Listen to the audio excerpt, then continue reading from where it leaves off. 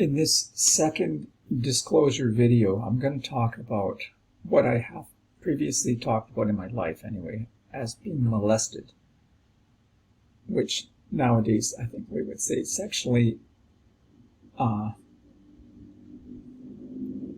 what's the word, assaulted? Well, and as you'll hear, I don't want to dramatize it. I just would rather use simple descriptive language and say what actually happened and avoid the labeling that I'm not an expert or anything. And you'll see me smiling a lot. It's because I'm embarrassed. Okay, so this is not something I'm directly ashamed of. But what I am ashamed of is that I treated women poorly so many times. It was almost like a dominant modality for me to be treating women not in an honorable way.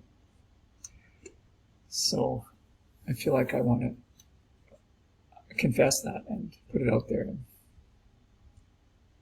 maybe some good can still come of this.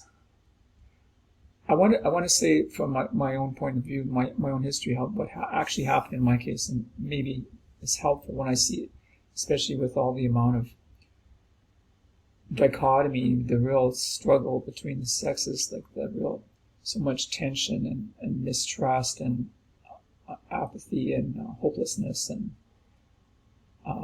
cynicism and disdain and kind of a really strong dynamic of men against women and women against men, instead of people, loving each other, or people, seeing value in each other. People as in men and women,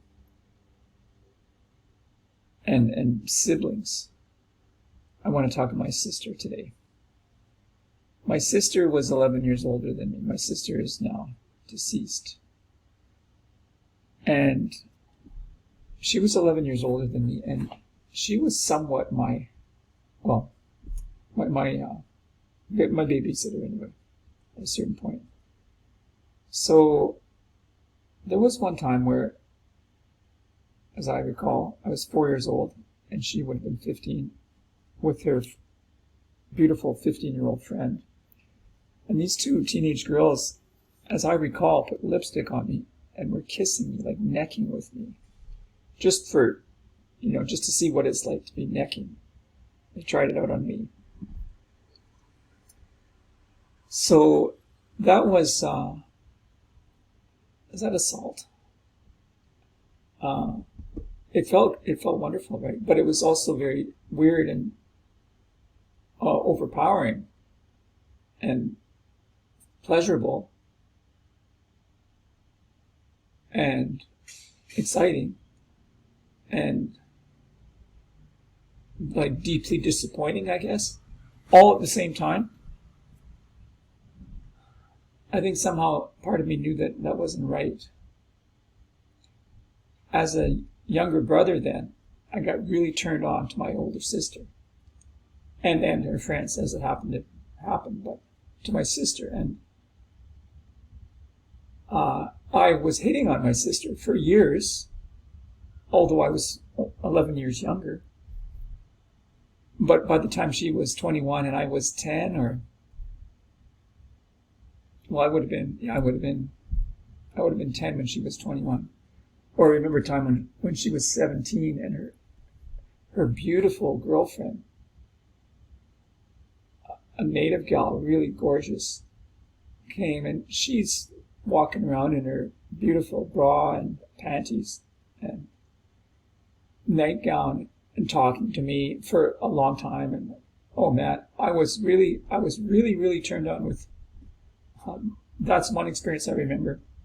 Also, anyway, and so with my sister too. So I want to say this because what happened was that as I didn't know any better at first, or for the longest time, I would be kind of hitting on my sister, and she would be pushing me away.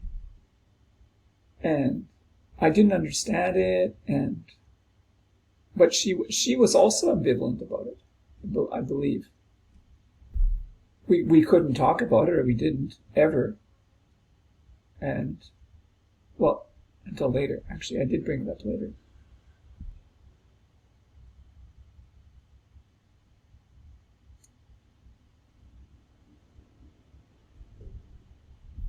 Yeah, unfortunately, we never did talk about it. And I want to talk about it now. Because what that meant for me was that I grew up with this very sort of normalized sense of weirdness. It's not like a situation being quite weird. But that was normal for me. That's what I knew growing up. So later on, when I was with women, I think outwardly that looks like lacking honor, which it is lacking honor. Just really appallingly.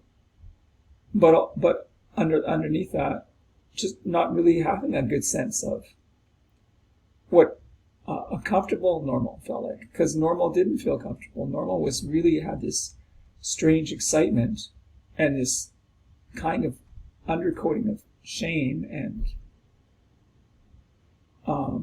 fear and this very, crazy mix of stuff.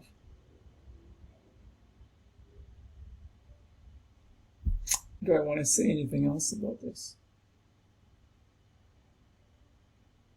And the last thing I'll say is that when I look at it all now,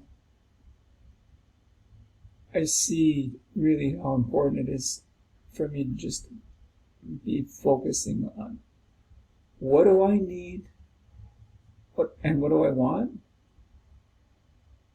and where's my center, where do I need to be putting my attention, and that's in my own, taking care of myself, really, as best I can.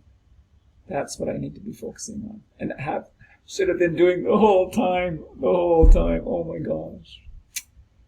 So just a lot of, a whole level of mental gymnastics, keeping track of all of that, when the reality was quite much simpler, that I didn't need to be hitting on my sister. There was no point in hitting on my sister. There was, it wasn't helping anything to be hitting on my sister.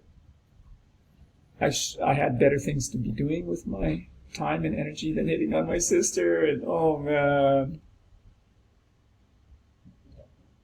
And again, she was she was half a generation older than me. So anyway, that's this last episode of my ongoing self-disclosures, and there'll be more.